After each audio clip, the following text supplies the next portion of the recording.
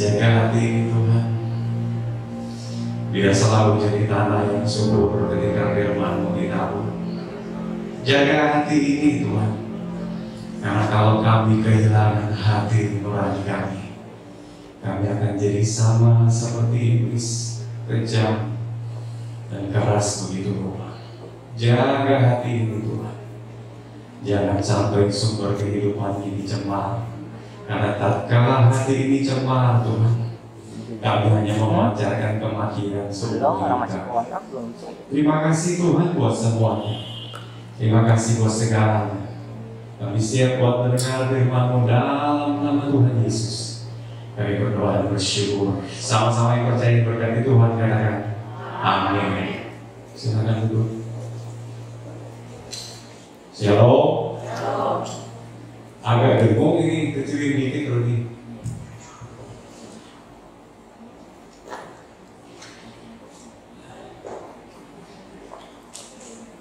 Kita baru beli handicap, jadi baru terakhir. Bapak Ibu Saudara, kalau tadi agak kurang smooth gitu ya penampilannya, mohon dimaklumkan atau mohon dimaafkan. Ada 1-2 alat yang miss, belum kebeli karena lebaran gini susah untuk kita beli baik di toko offline maupun di toko online. Ke depan kita berharap untuk lebih bagus dan lebih baik lagi seperti itu. Jadi dengan adanya handicap ini, ke depannya kita akan streaming online, jadi langsung live, tidak direkam lagi seperti itu. Namun hari ini belum bisa untuk seperti itu karena ada alat yang belum lengkap seperti itu. Juga dalam minggu ini, saya sekaligus report lah, dalam minggu ini puji Tuhan, syukur sama Tuhan, ada jemaat yang nyumbang dana buat renovasi gereja untuk bikin pagar seperti itu. Jadi pagar ke depan sudah ada, tinggal kanopi yang belum seperti itu. Tepuk tangan buat Tuhan. Terima kasih buat Bapak Ibu yang sudah menyumbang buat renovasi gereja. Tuhan memberkati.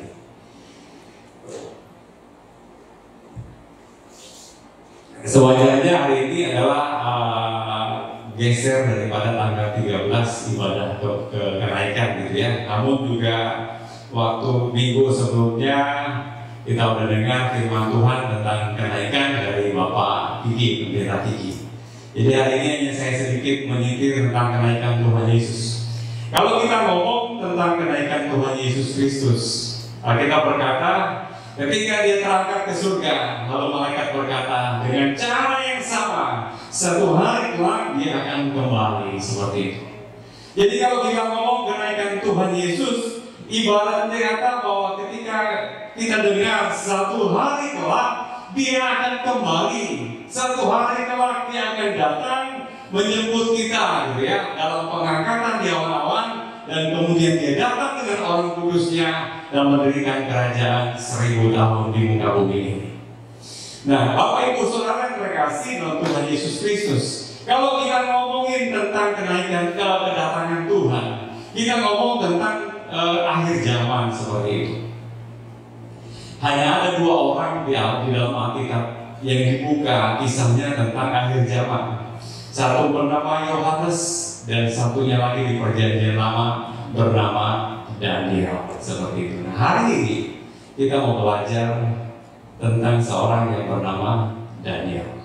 Kita buka Alkitab kita, Daniel pasal yang ke-6 ayat 1 sampai ayat yang ke-28.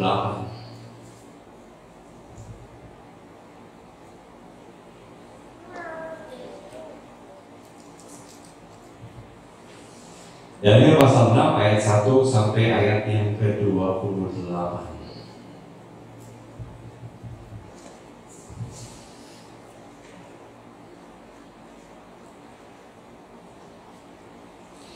Darius orang Media menerima pemerintahan ketika ia berumur 62 tahun.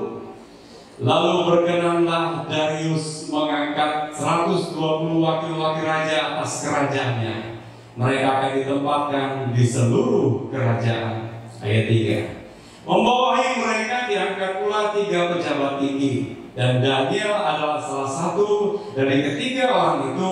Kepada mereka para wakil-wakil raja harus memberi pertanggungan jawab supaya raja jangan dirugikan. Stop sampai di sini dulu. Daniel hidup pada masa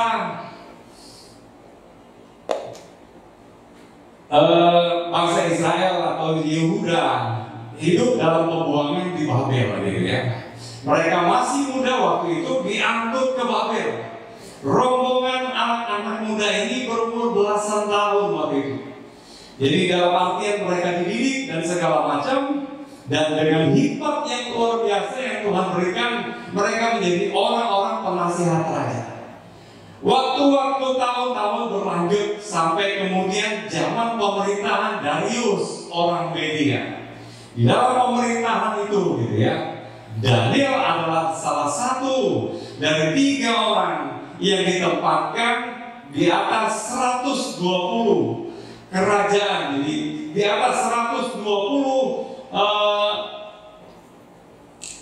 artinya adalah mungkin pada saat itu pemimpin atau gubernur, jadi seperti itu. Dia adalah salah satu dari 3 orang seperti itu. Mereka diangkat oleh raja. Alkitab berkata supaya apa? Supaya raja jangan dirugikan. Jadi pada zaman dahulu, gitu ya, raja udah ngerti. Raja yang ngerti betul buat ngangkat seseorang ada artinya adalah orang ini diangkat supaya apa? Supaya kerajaan, supaya raja jangan dirugikan. Artinya adalah orang-orang ini adalah orang-orang yang terpercaya. Orang-orang ini adalah orang-orang yang bisa dipercaya untuk menjalankan pemerintahan dan raja tidak dirugikan. Artinya adalah mereka orang yang bisa dipercaya, mereka orang yang jujur, mereka orang yang benar-benar melakukan kewajiban mereka dan tidak korupsi seperti itu. Satu kali ada beberapa mahasiswa mengunjungi seorang yang bernama Warren Buffett, salah satu orang terkaya di dunia. Ketika ngobrol dengan Warren Buffett, punya ngobrol dan segala macam, Warren Buffett berkata,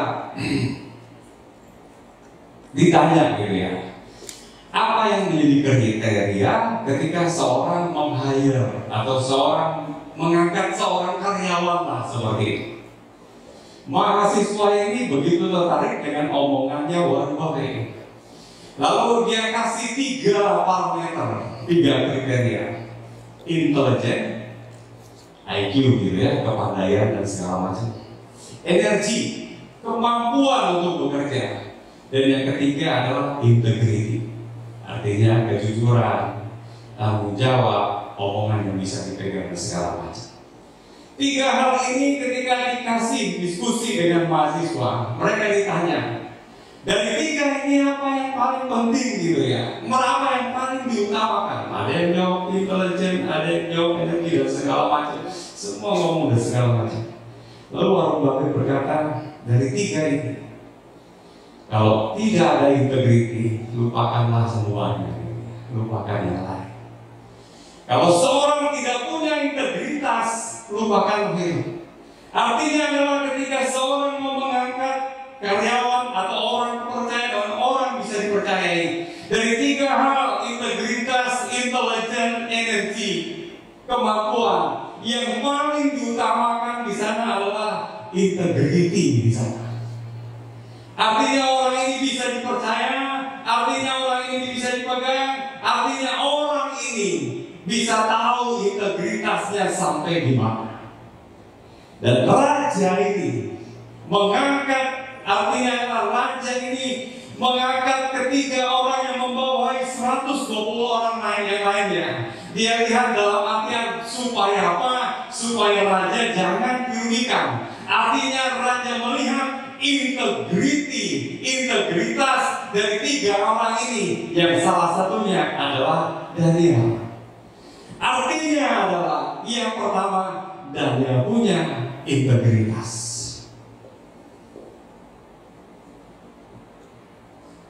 Saya punya pimpinan dulu gitu ya.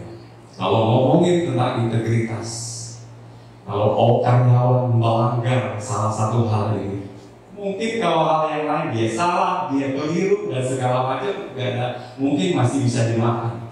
Tapi ketika dia menyentuh masalah integritas, bohong, makan duit gitu ya, palsuin absen dan segala macam, selesai sudah. Dia bilang, kalau kamu bodoh, kamu bisa diajari. Tapi kalau kamu gak jujur, maaf, bukan tempatmu ada di sini. Artinya integritas seseorang mencerminkan orang itu sendiri seperti itu. Apalagi anak-anak Tuhan gitu ya. Integritas di sini ditunjukkan dalam hidup kita. Apakah kita bisa jadi orang yang bisa dipercaya? Apakah kita bisa jadi orang yang dipegang antara perbuatan dengan perkataan? Apakah kita orang yang jujur? Daniel yang pertama, dia punya integritas. Bapak Ibu Saudara yang terkasih dalam Tuhan Yesus Kristus, ketika kita ngomongin integritas ini ada banyak hal gitu ya. Apakah dalam hidup ini sehari-hari kita hanya pandai untuk membicarakan tentang firman Tuhan, namun tatkala kita dituntut untuk melakukannya, apakah sama antara perkataan dengan perbuatan? Apakah sama dengan yang kita baca dengan kelakuan kita? Apalagi sebagai anak-anak Tuhan, orang Kristen gitu ya. Itu orang lihat dan melototin begitu rupa bagaimana hidup anak-anak Tuhan. Apakah selaras dengan yang diajarkan dengan tentang firman Tuhan, dengan kelakuannya? Apakah bisa dipegang? Apakah ketika di kantor dia ibaratnya dia bisa dipercaya? Kalau masuk kerjanya absen aja udah dimanipulasi. Bagaimana ke selanjutnya dalam bekerja? Tidak akan pernah bisa dipercaya. Beberapa tahun yang lalu, mungkin 10 atau 9-10 tahun yang lalu, satu kali anak saya Rere gitu ya, waktu itu masih SD, tiba-tiba satu hari panas badannya sakit gitu ya. Buat orang tua, kalau anak sakit udah pusing kepala gitu ya, lebih baik orang tua yang sakit daripada anak yang sakit masih kecil gitu seperti itu. Tiba-tiba panas badannya sakit. Saya pikir ini kenapa nih anak seperti itu gitu ya. Dan satu pagi ketika saya lagi berdoa, tiba-tiba saya diingetin sesuatu. Jadi hari itu, minggu-minggu itu, saya ini koordinator olahraga futsal waktu itu. Karena ada pertandingan tiap hari Sabtu, pertandingan kompetisi. Karena saya koordinator, saya siapin akomodasi dan segala macam. Pun juga, ya saya bawa akomodasi dari kantor. Itu saya bawa air minum botol gitu ya, ada 2 karton dan segala macamnya gitu. Tiap minggu, tiap Sabtu gitu, setiap minggu itu saya bawa 2 karton. Kadang-kala lebih gitu ya, nggak habis. Kadang ada setengah karton, kadang ada 1/4 karton. Tiap Sabtu, karena Sabtu saya pikir air biasa gitu ya. Ya udahlah saya turunin masuk ke rumah gitu ya. Turunin bersih-bersih mobil, masukin ke rumah. Tiap Senin gitu ya mau sekolah itu air dibawa sama anak saya, air botol tiap Senin buat sekolah gitu, Senin, Selasa dan segala sampai Jumat. Dan rupanya hari itu gitu ya, Tuhan tegur saya di dalam begini, apa yang bukan hakmu jangan pernah kau. Hanya sekedar air minum, saya pikir ya Tuhan inilah perkara kecil. Namun Tuhan tegur saya dalam hal integriti di sini. Apa yang bukan hakmu jangan pernah kamu ambil. Saya ngerti betul anak saya sakit karena apa seperti itu. Maka dari itu saya jaga betul gitu ya. Ketika Tuhan ajak apa yang bukan hak kita, jangan pernah saya ambil. Hari-hari berikutnya kadang-kadang anak-anak saya gitu ya, dia butuh post-it, butuh apa segala macam, dia bilang, punya post-it ya, atau catatan kecil tuh yang kuning bisa ditempel-tempel. Di kantor banyak kan post-it? Oh banyak, post-it banyak. Ini ada semua ada di kantor. Tolong bawain dong ke rumah, dia bilang ambil satu. Saya bilang, nanti aja kita ke toko buku ya, kita beli aja di toko. Ketika hari itu gitu ya, saya bersalah waktu Tuhan katakan jangan ambil, Tuhan ampuni saya. Saya ambil yang bukan hak saya. Saya belajar mengerti bahwa integriti atau integritas bukan sekedar hanya di mulut, tapi dilakukan dalam keseharian. Kadang-kadang hal-hal yang kecil seperti ini kita lolos seperti itu, tapi kita belajar mengerti bahwa apa yang bukan hak kita jangan pernah disentuh dalam hidup ini. Amin. Yang kedua, cepat aja yang kedua, ayat 4. Maka Daniel ini melebihi para pejabat tinggi dan para wakil raja itu, karena ia mempunyai roh yang luar biasa, dan raja bermaksud untuk menempatkannya atas seluruh kerajaannya. Dari 3 orang ini, Daniel satu-satunya orang dikatakan dia punya roh yang luar biasa, melebihi mereka semua 2 orang ini. Dilihat, oh inilah orang yang akan bakal dipromosi, naik untuk ibaratnya jadi second leader, orang kedua dari raja. Alkitab menulis karena ia mempunyai roh yang luar biasa. Roh di sini berasal dari kata ruah gitu ya. Dalam bahasa aslinya ruah, yang artinya juga roh atau juga angin. Tapi salah satu artinya juga adalah watak, karakter, atau personality. Kalau ibaratnya dikatakan dia punya roh yang luar biasa, kalau dikatakan dia punya roh yang luar biasa, excellent spirit, artinya adalah dia punya excellent karakter, personality yang luar biasa.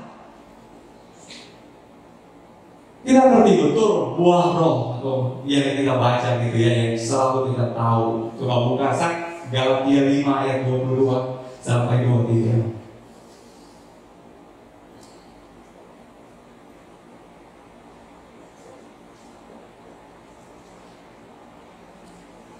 Tetapi buah roh ialah kasih, sukacita, damai sejahtera, kesabaran, kemurahan, kebaikan, kesetiaan.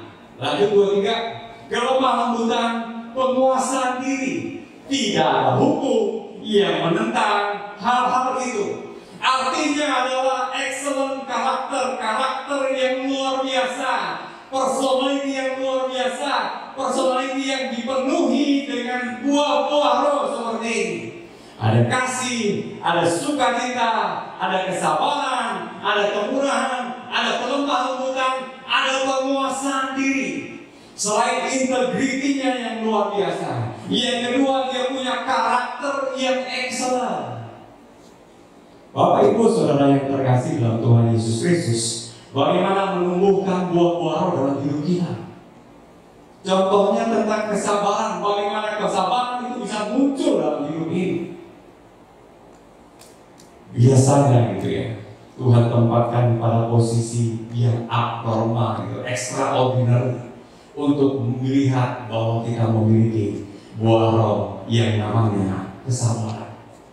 Kalau biasanya orang menunggu misalnya dalam posisi normal 1-2 jam gitu ya, oh ini normal seperti biasa. Tapi ketika dilihat, diketahui dan dimengerti apakah ada buah roh di sana tentang kesabaran, barangkali ditampakkan di posisi yang di luar dari kebiasaan, barangkali menunggu lebih dari 2 atau 3 jam atau lebih dari situ.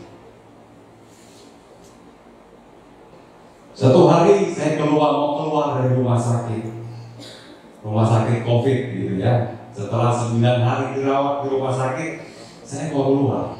Hari itu emang saya udah mau keluar gitu ya. Saya bilang sama suster jam 10 pagi waktu itu. Suster, saya mau pulang. Oh ya, proses lah. Diproses panjang dari jam 10 pagi. Tahu Bapak Ibu saya keluar jam berapa? Jam 7 malam. Saya pikir hari itu, saya bilang, Tuhan ini tolong saya gitu ya, jangan sampai keluar kata-kata umpatan dari mulut saya hari ini. Gak tahu, tumpuk aja. Akhirnya saya poak gitu ya. Ini salahnya di mana sampai selama ini? Saya terdaftar kalau masuk ke asuransi itu jam 4 sore. Ya iya, pantas aja jam 7 baru keluar gitu ya. Jam 4 sore baru masuk ke asuransi. Kemudian juga waktu itu hampir sejam lamanya saya cuma nunggu vitamin atau obat-obatan dari lantai 3 turun ke lantai 2. Dari 3 ke 2 sejam lamanya perjalanan jauhnya seperti itu. Apalagi Pak Hakyo, dia mau pulang hari ini, dia ngomong besok mau pulang. Tahu saudara dia pulangnya berapa? Hari ini malam sore ya, saya besok mau pulang saudara. Besok dia pulang jam 5 sore. Artinya adalah ketika kita dibawa ke situasi yang ekstraordinari di luar kebiasaan, bisakah Tuhan lihat buah kesabaran di sana? Bukan serta-merta kita ngomong, oh saya penyabar. Coba lihat dulu ditunjukkan ketika kita ada posisi dan situasi yang tidak seperti biasanya. Bisakah kita tunjukkan buah kesabaran di sana? Amin. Amin. Kalau kita ngomongin kemurahan, barangkali ketika kita hidup nyaman dan berkelimpahan, hal memberi adalah yang mudah. Namun kalau ketika kita hidup pas-pasan gitu ya, bahkan apa yang kita punya hanya cukup buat sehari ini gitu ya, dituntut untuk sesuatu untuk bisa memberi, misalnya ada orang yang susah, bisakah kita tunjukkan kemurahan hati di sana? Disitulah buah kemurahan dilihat oleh Tuhan. Amin. Kalau kita ngomongin kasih, oh saya punya kasih pada segala macam. Satu saat kalau Tuhan bawa hidupmu dan ketemu orang yang hanya sekedar memanfaatkan hidupmu dan segala macam dia buat hidupmu, menjelek-jelekan dan mencemarkan nama baikmu. Tapi ketika orang itu datang, bisakah kita tunjukkan kasih untuk selalu mengampuni dia seperti Tuhan mengampuni kita? Itu karakter yang excellent. Amin. Amin. 2, Daniel punya karakter yang excellent. Yang ketiga, ayat 5. Kemudian para pejabat tinggi dan wakil raja itu mencari alasan dakwaan terhadap Daniel dalam hal pemerintah. Tetapi mereka tidak mendapat alasan apapun atau sesuatu kesalahan, sebab ia setia dan tidak ada didapati sesuatu kelalaian atau sesuatu kesalahan padanya. Ini orang excellent luar biasa gitu ya. 2 orang, 3 dari 3 pemimpin, 2 orang selidiki begitu rupa, selidiki begitu cara, dilihat sampai detail demi detail, seperti orang yang sedang dihakimi, sesuai dengan namanya gitu ya. Daniel berasal dari kata Daniel yang artinya adalah Tuhan adalah hakim. Artinya seperti itulah gitu ya, seperti seorang yang sedang dihakimi, begitu rupa dilihat detail demi detail hidupnya, dikuliti begitu rupa, seperti orang mengupas bawang, dikuliti lapisan demi lapisan, dan benar-benar orang ini tidak ada kesalahan sama sekali. Luar biasa. Biasanya semakin tinggi jabatan, semakin kencang gitu ya, semakin kencang permainan politiknya gitu, dalam satu organisasi. Nah, 3 orang ini, 2 orang cari cara gimana Daniel nggak bisa naik ke atas, Semakin tinggi satu pohon, semakin besar itu angin atau badai. Semakin tinggi seorang di dalam struktur organisasi, akan semakin jahat dan semakin kejam politik yang dimainkan untuk orang-orang sekitarnya, sejawatnya seperti itu. Dan ini kejadian dengan Daniel. Tapi luar biasanya orang ini adalah dikatakan dia orang yang setia atau orang yang loyal, dan tidak ada satupun kesalahan atau kelalaian didapati orang ini. Luar biasa. Bapak, Ibu, Saudara yang terkasih dalam Tuhan Yesus Kristus, seharusnya standar hidup anak-anak Tuhan seperti ini. Ketika dia tunjukkan dalam pekerjaan, dia orang yang loyal, dia orang yang setia, dia orang yang mengerjakan begitu rupa apa yang menjadi tanggung jawabnya, sampai kalau orang lihat tidak ada satupun kesalahan atau kelalaian di dalam hidupnya. Harusnya coba kita baca Kolose 3 ayat 23.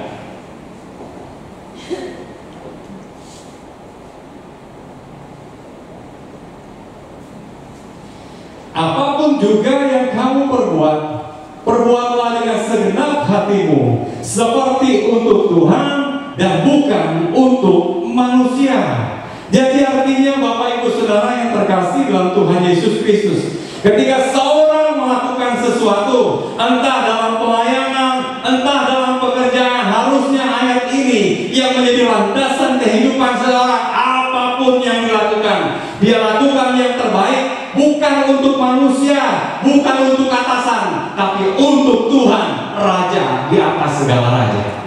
Kalau kita ngerti betul yang kita lakukan semuanya untuk Tuhan, kita akan melakukan segala sesuatu dengan begitu baik, dengan sebaik-baiknya, dengan yang paling baik yang kita bisa buat dalam hidup ini.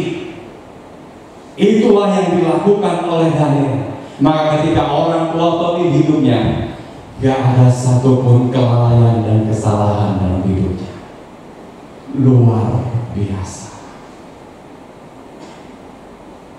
Kalau anak-anak Tuhan mempraktekkan hidup sehari-hari seperti ini, betapa dimuliakan Tuhan di sepanjang hidup kita. Betapa Tuhan ditinggikan dalam hidup ini. Amin. Amin. Yang ketiga, loyal dan tidak didapati kesalahan. Yang keempat, ayat yang ke-6. Ayat yang ke-6. Dan yang 6 ayat 6, 7, 8 dan seterusnya. Maka berkatalah orang-orang itu, kita tidak akan mendapat satu alasan dakwaan terhadap Daniel ini, kecuali dalam hal ibadahnya kepada Allahnya. 7.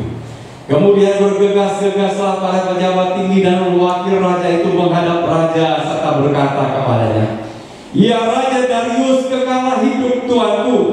Semua pejabat tinggi kerajaan ini, semua penguasa dan wakil raja, para menteri dan bupati telah mufakat supaya dikeluarkan kiranya suatu penetapan raja dan ditetapkan suatu larangan, agar barang siapa yang dalam 30 hari menyampaikan permohonan kepada salah satu dewa atau manusia kecuali kepada Tuanku, ya Raja, maka ia akan dilemparkan ke dalam gua singa. Oleh sebab itu, ya Raja, keluarkanlah larangan itu dan buatlah suatu perintah yang tidak dapat diubah menurut undang-undang orang Media dan Persia yang tidak dapat dicabut kembali. Sebab itu Raja Darius membuat surat perintah dengan larangan itu. Ayat 11. Demi didengar Daniel bahwa surat perintah itu telah dibuat, pergilah ia ke rumahnya. Dalam kamar atasnya ada tingkap-tingkap yang terbuka ke arah Yerusalem. 3 kali sehari ia berlutut, berdoa serta memuji Allahnya seperti yang biasa dilakukannya. Ayat 12. Lalu orang-orang itu bergegas-gegas masuk dan mendapati Daniel sedang berdoa dan bermohon kepada Allahnya. Kita berhenti sampai di sini. Dilihat seluruh kesalahannya nggak ada, dicari cara, dan mereka ketemu. Oke, kelemahan satu-satunya adalah Orang ini selalu menyembah kepada Allahnya 3 kali sehari.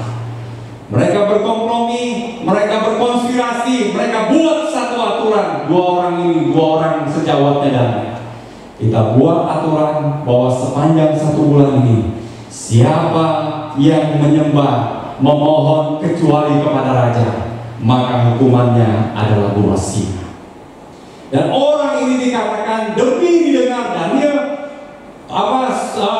surat perintah itu telah dibuat, tetap pergilah ia ke rumahnya setiap harinya 3 kali sehari. Dia bersujud, dia berdoa, dia menyembah kepada Allah yang menghadap di Yerusalem. Orang ini 3 kali sehari. Disiplin.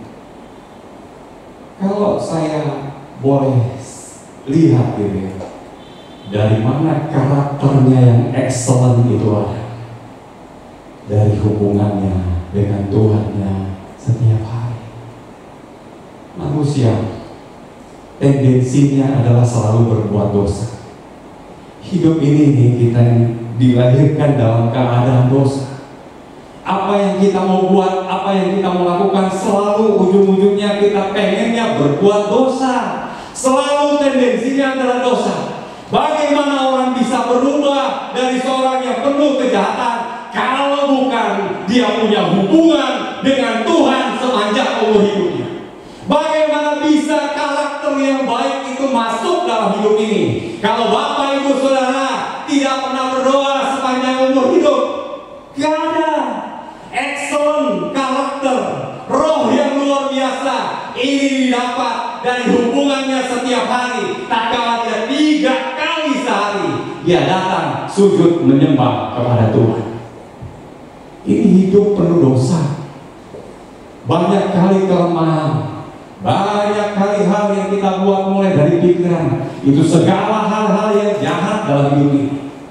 Bagaimana hidup bisa diubah kecuali dengan kita baca firman Tuhan dan kita berdoa sepanjang umur hidup kita.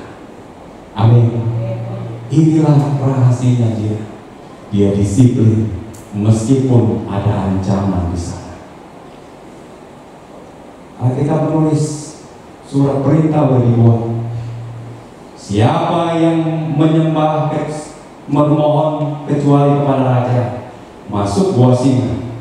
Bukan gua singa, nggak ada singanya, benar-benar ada singa yang kelaparan, bilang masuk sana dan mati.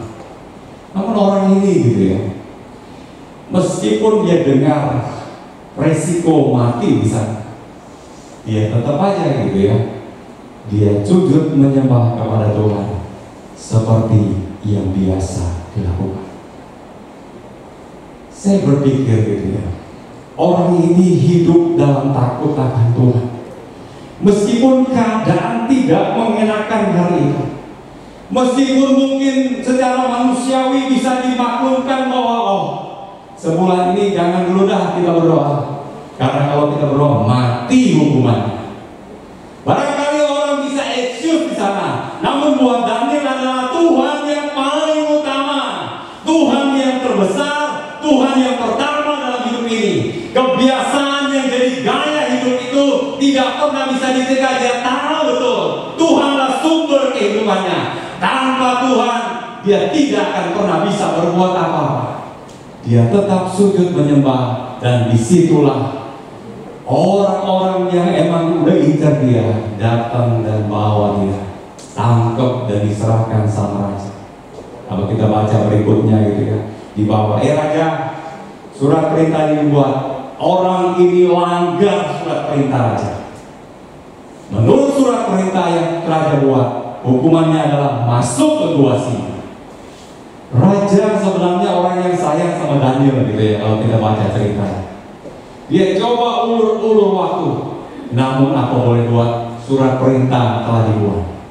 Dia pun bawa Daniel, dikatakan Daniel, Allah yang kamu bela dan kamu sembah seumur hidupmu, biar dia juga yang akan membela engkau di gua singa. Kalau kita baca selanjutnya, gak ada satu omongan pun, satu perkataan Daniel gitu ya, Seolah-olah dia mau protes sama Tuhan. Tuhan, ini negeri pembuangan. Saya hidup benar, hidup takut akan Tuhan, jujur seumur hidup saya dari sejak saya masih muda. Segelintir orang yang nyembah Allah yang benar. Gak ada omongan dia protes sama Tuhan. Dia hanya diam saja. Dan ketika dia turun ke gua singa itu, gak ada hubungan sama sekali, gak ada umpatan, gak ada sungut-sungut. Seolah-olah dia mau berkata, Engkau tidak pernah salah dalam hidup ini Tuhan.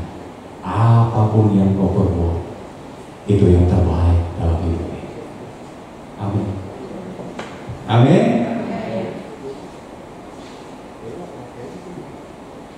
Saya mau cerita tentang COVID yang kemarin. Kalau ditanya gitu ya, saya sama Pak Akil kena COVID di mana? Saya juga bingung, nggak tahu saya. Hari-hari itu, ketika saya di tes positif COVID gitu ya, kaki saya baru 3 minggu yang lalu kelindes roda stabilizer yang mengharuskan saya dicabut kukunya gitu ya. Jadi mobilitasnya juga terbatas hari-hari ini. Yang kami lakukan adalah kami berdua karena bagian operasional renovasi gereja. Kami mobilitas kami semua hanyalah untuk bagaimana gereja ini selesai gitu ya. Untuk dibangun, direnovasi secepat-cepatnya. Lebih dari 10 kali kami bolak-balik ke Kenari. 4-5 kali kami ke Mangga 2 ngurusin multimedia dan sound system. Kami ke Pangeran Jayakarta cari-cari peredam di sana. Dan sampai ke Alam Sutra untuk beli-beli furniture gitu. Bolak-balik ke Alam Sutra. Sampai juga ke Gading Serpong nih untuk beli mimbar ini. Bisa aja kami duduk manis gitu ya, untuk hanya sekedar telepon dan segala macam. Namun dana kita terbatas gitu. Dan hari-hari itu situasi dan kondisi mengharuskan gereja ini secepat-cepatnya selesai. Dan oleh karena itu ya, apa boleh buat? Kami keliling sana dan keliling sini. Di tengah pandemi yang ganas hari-hari ini, kami akhirnya terpapar juga gitu ya. Isolasi 3 hari di apartemen, akhirnya masuk rumah sakit. Kalau hari-hari ini saya ngomongin 9-10 hari di rumah sakit, kami mentertawakan begitu rupa gitu ya kejadian yang di rumah sakit. Ada banyak kejadian ganjil gitu ya. Kami masuk satu kamar berdua. Tempat tidur saya itu ada remote-nya. Jadi kalau turun naik saya tinggal pencet-pencet aja. Tempat tidur Pak Kyong, dia tanya remote saya di mana? Lu nggak ada remote-nya Kyong, lu pakai engkol, di engkol aja. Saya nggak lucu gitu ya. Rumah sakit satu pakai remote, satu enggak. Pun juga kejadian sama-sama gitu ya, dengan kasus yang sama. Kadang-kadang saya disuntik hal-hal yang aneh. Yang mau disuntik tangannya? Enggak, saya disuntik tangan saya. Ada beberapa hari gitu ya, setiap malam saya dibangunin antara jam 10 sampai jam 11 malam saya disuntik. Saya juga bingung, saya udah tidur tiba-tiba suster datang gitu ya. Dia datang dan suntik saya gitu. Ada apa? Disuntik Pak, suntik Pak. Itu 10 sampai jam 11 malam. Saya juga bingung, saya tanya dia, "Lu tiap malam datang nggak, suster?" Enggak. Saya ketawa-tawa gitu ya. Ini aneh. Yang kita masuk sama-sama dengan perlakuan yang berbeda. Tapi sejujurnya gitu ya, ketika kami jalani di rumah sakit, itu seperti kami jalani di lembah bayang-bayang maut seperti itu. Buat saya yang gejala ringan lah, kalau boleh dibilang, harusnya nggak ada terlalu masalah gitu jalani waktu kami di rumah sakit. Jadi buat Pak Kyong gitu ya, ada hari keberapa dia harus pakai oksigen selang kecil. Lalu beberapa hari kemudian pakai yang moncong gitu ya, karena saturasi di bawah 90. Kalau pernah lihat gambarnya Esther Raditya Owan gitu ya, yang meninggal pelayanan jangkau anak muda. Ada satu gambar dia selfie foto, dia pakai oksigen yang seperti itu. Nah, seperti itulah yang dipakai Pak Hakim. Bukan hanya sekedar pakai oksigen. Ada beberapa hari dia kecekutan. Tahu kecekutan ini? Kayak anak bayi gitu ya, habis susu kecekutan. Kecekutannya nggak sebentar. Itu kecekutan hebat yang pernah saya lihat, dari pagi kadang sampai siang, kadang sampai menjelang sore. Ada berapa hari udah pakai oksigen, kecekutan juga. Namun Tuhan baik buat kami berdua, kasih karunia-Nya. Selepas itu kami bisa lewati semuanya. Setelah kami lewati, dia negatif duluan dari saya 4 hari berikutnya. Setelah kami lalui semua itu, saya berkata sama dia, "Yuk, jangan kapok untuk melayani Tuhan." Kadang-kadang kita berpikir kita udah lakukan yang banyak gitu buat Tuhan, tapi ketika ujungnya kita lihat kondisi kita jauh dari apa yang kita harapkan gitu ya, kita berpikir lain seperti itu. Kita sedang menghadapi Tuhan di atas segala Tuhan. Dan dia mungkin bisa berkata, "Oh, saya udah lakukan semua ini Tuhan." Tapi gak ada keluhan, gak ada bantahan. Karena dia ngerti betul ketika dia berhadapan dengan Tuhan, yang berdaulat adalah Tuhan. Pencipta, kita cuma ciptaan. Bagaimana kita bisa dikte dia, "Tuhan, saya udah layani Engkau, jangan kayak gini dong jalan hidupnya." Gak bisa seperti itu, saudara. Kita tetap adalah ciptaan dan dia berdaulat penuh dalam hidup ini. Dia punya hak untuk mengatur seluruh hidup ini. Terserah dia mau buat apa dalam hidup ini.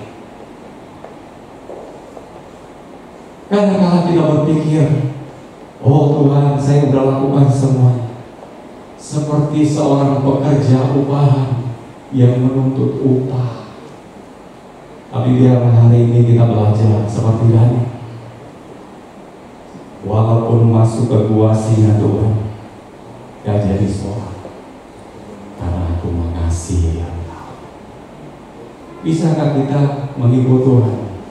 Bukan sekedar kita mengharapkan berkat, mengharapkan apa yang Tuhan mau beri dalam hidup ini, tapi bisakah kita melakukannya dalam seluruh hidup kita, hanya untuk mencintai dan mengasihi Dia karena apa yang Dia buat dalam hidup ini. Amin. Amin. Coba baca 1 Korintus 9 ayat 27.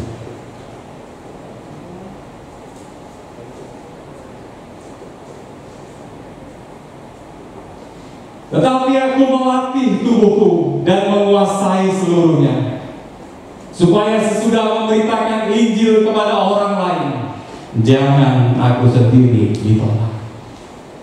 Kerohanian itu butuh kedisiplinan.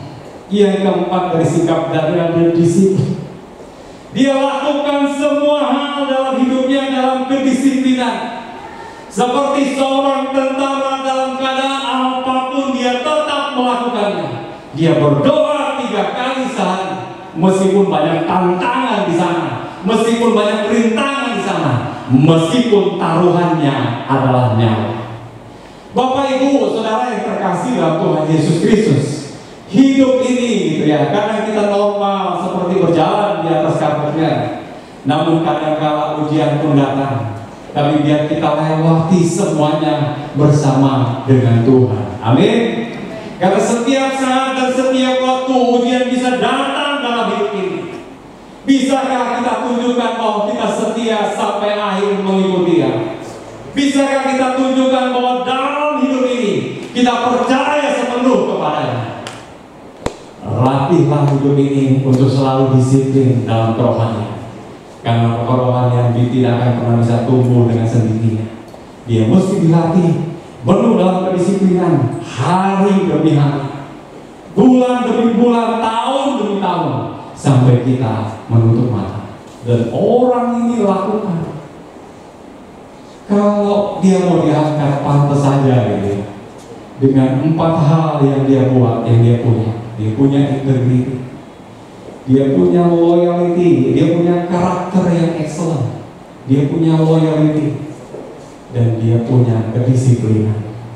Dia orang yang luar biasa dan ini pantas saja Raja mengangkat dia di second-nya dia.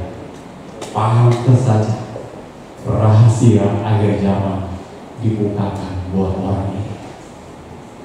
Jadi Bapak Ibu Saudara yang terkasih dalam Tuhan Yesus Kristus,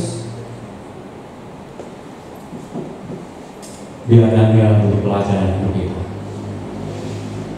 Apapun keputusannya, apapun yang terjadi dalam hidup kita, even 2 singa atau kematian sekarang, jangan pernah buat kendor hidup ini untuk mengikut Tuhan. Amin. Covid masih berlangsung, tapi jangan karena Covid kita mundur untuk mengikut dan mengasihi Tuhan. Amin. Biar kita terus mencintai Dia sampai kesudahan zaman. Tuhan memberkati kita semua.